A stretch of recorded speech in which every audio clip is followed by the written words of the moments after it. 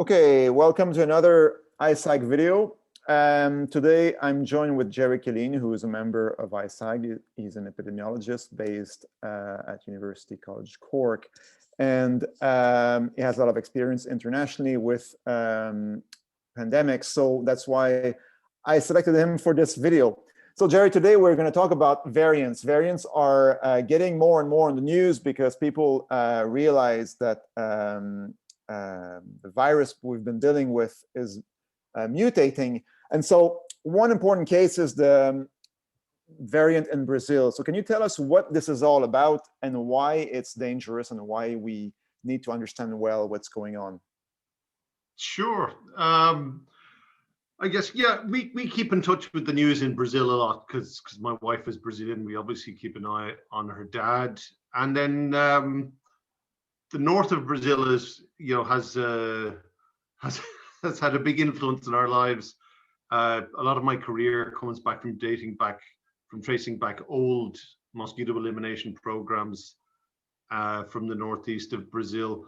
And so when the news started to break that Manaus in the Brazilian Amazon was hit by a second massive surge, this really was a big surprise, because Manaus is the one city in the world that's been really well documented, where we knew that if anybody had ever reached herd immunity, it was the people of Manaus. 76% of the people of Manaus had COVID by the end of June. It was really an unmitigated epidemic there. So when I heard through the Brazilian press that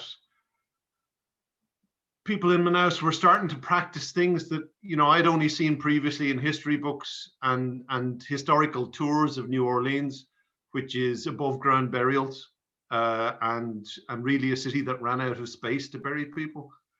I took a close look, and then a Lancet article came out from the same super Brazilian group of scientists and physicians who documented that high level of immunity in the population.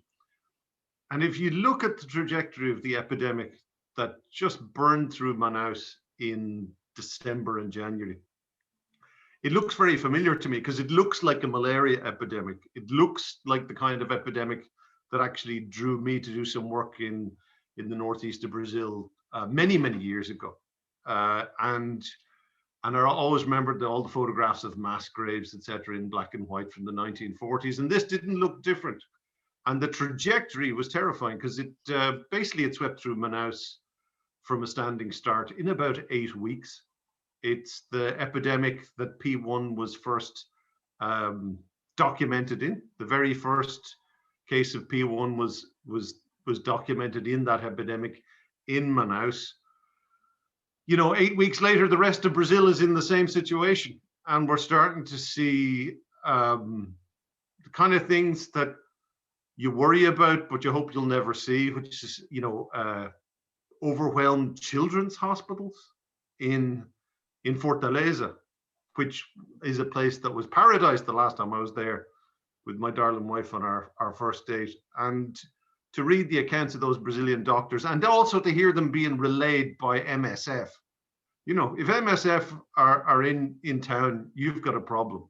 And if an MSF doctor tells you that it's like a war zone, yeah, it's literal.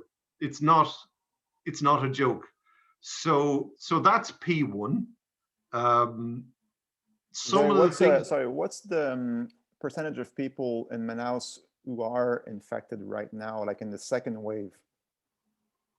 I think it's gone. Certainly 65% of all the people who got hit in the second wave were known to have been infected in the first wave. So basically it's been everybody.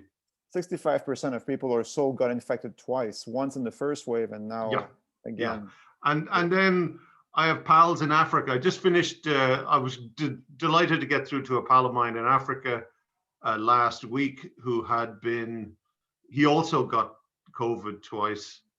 The South African variant is finding its way through Africa at the moment. And his second experience also was worse. He said goodbye to his wife and his children and thought he was finished. And so we're all glad he made it through, and he's okay, and we've still got him with us. But so that kind of thing shakes you up. And what I found very interesting, these things do shake you up. You do have to talk to your expert pals whose opinions you trust.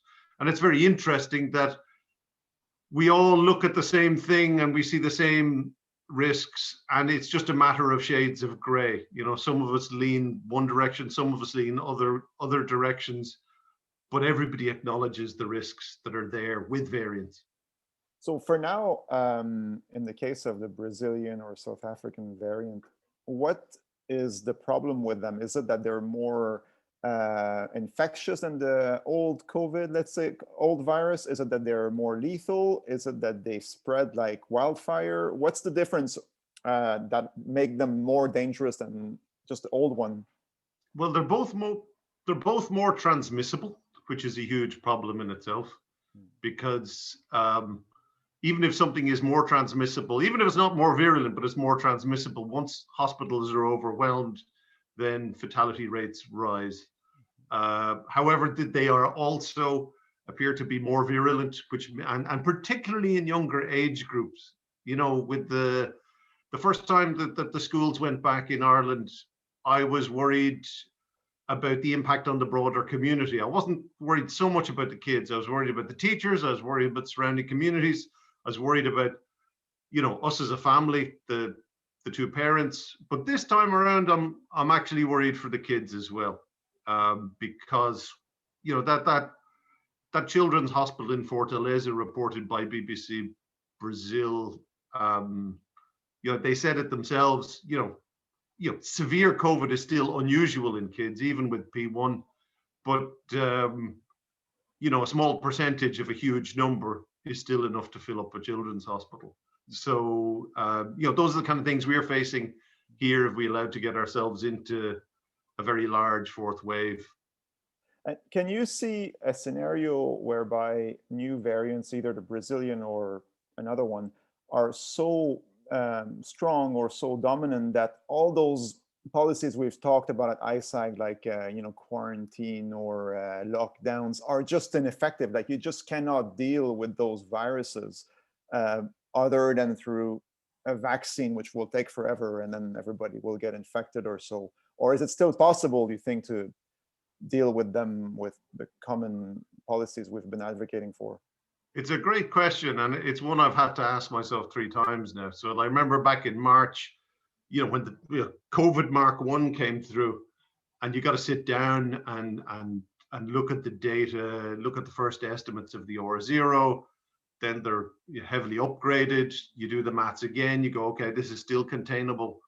Then came B117, and then many of us who know how to do this sat down, redid the maths, said, okay, in principle it's containable, but it would be nice to see that it is.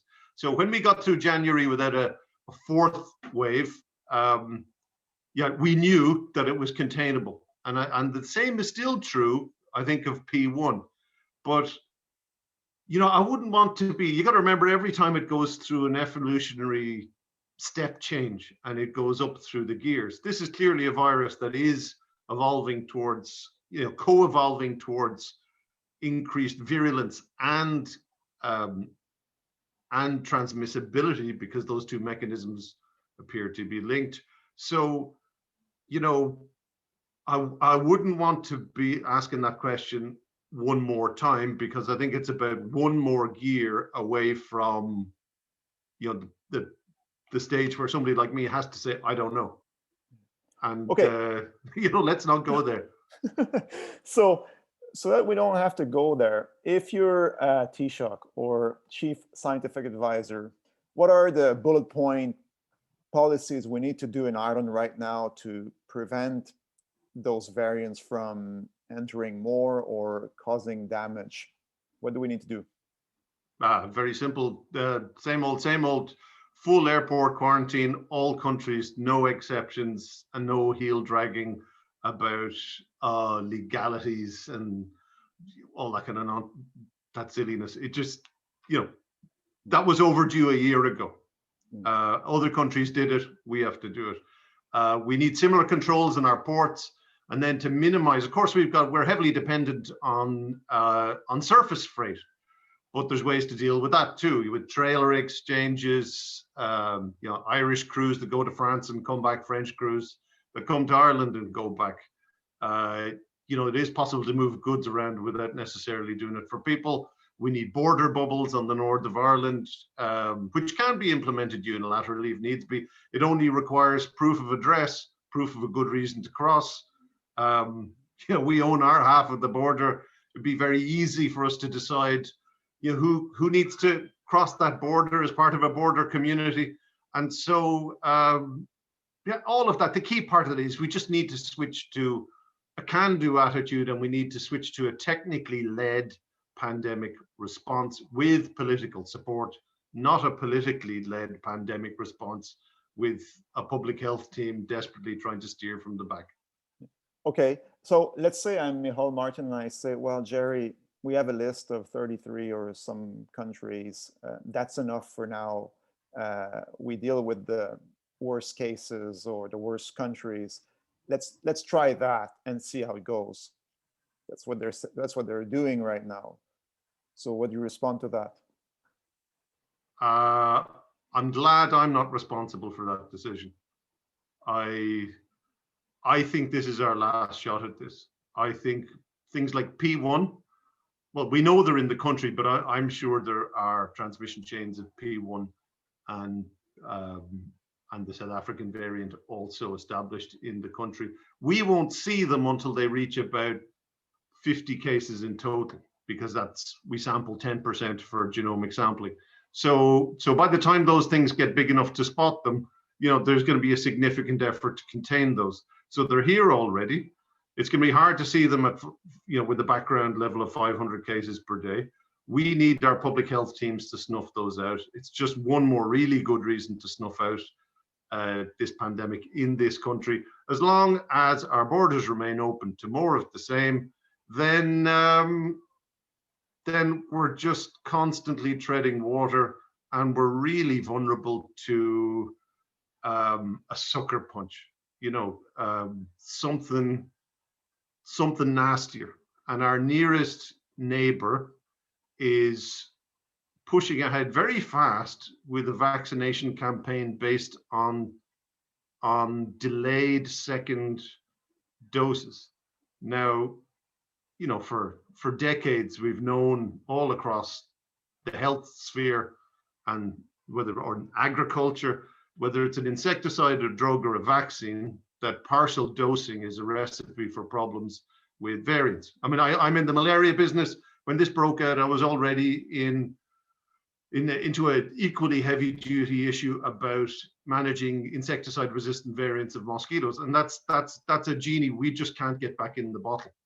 And I'd hate to find ourselves in the same situation with COVID variants. So anything less, there's no more room for half measures. It was never there. But if we continue to hold on to the illusion that it exists, then the consequences can be extremely severe. In the formal health field, we don't use the word catastrophic lightly. Okay, so it's a term that you use for something very, very specific.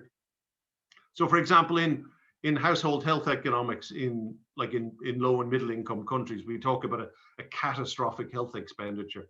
And what a catastrophic health expenditure means is that somebody in the family gets so sick, the family puts so much money into trying to keep that person alive that it puts the family in poverty permanently, right? So when we talk about catastrophic, we're talking about things like, let's say a variant emerges that does dodge our vaccines, and that sets that whole clock right back to the start.